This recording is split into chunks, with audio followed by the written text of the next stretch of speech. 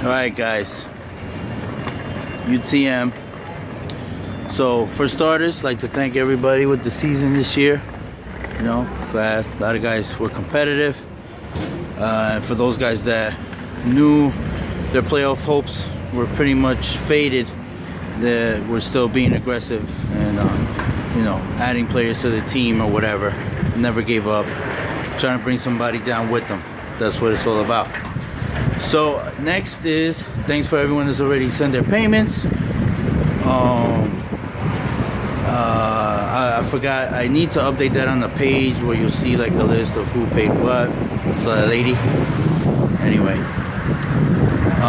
people trying to get in the UTM freaking photo bomb, video bomb. Alright, so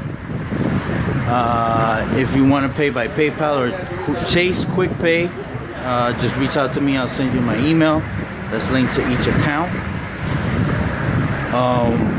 Lastly, guys, this is the last week of the season, regular season.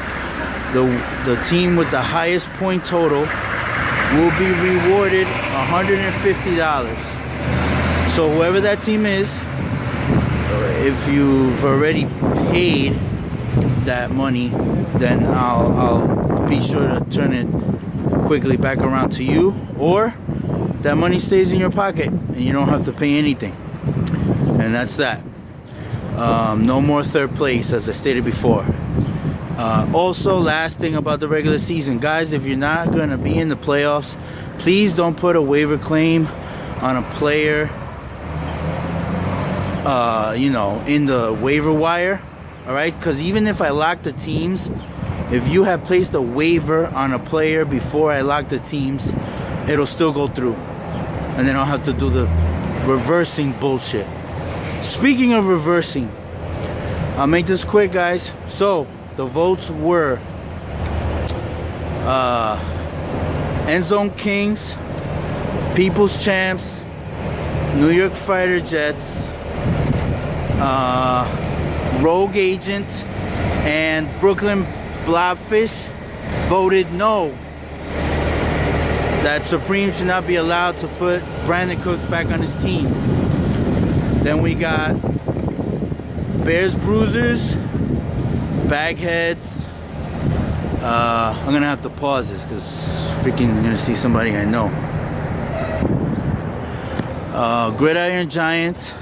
So Bears Bruisers, Bagheads, Gridiron Giants, Kaboom Squad, and Real Sicarios voted yes, Ivan Supreme should be allowed to put Brandon Cooks back on his team.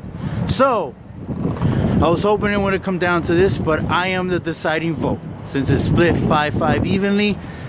And guys, I'll be real, I'm conflicted, and there's only, I guess the reason for this choice is this mistake has been made before by Supreme a couple of years ago, and I specifically remember him and another player dropping guys in consecutive weeks when they said it was a mistake. I said I will never go back and do that again. I reversed those two transactions. So now here we are again, same thing happened. The only thing I could say is,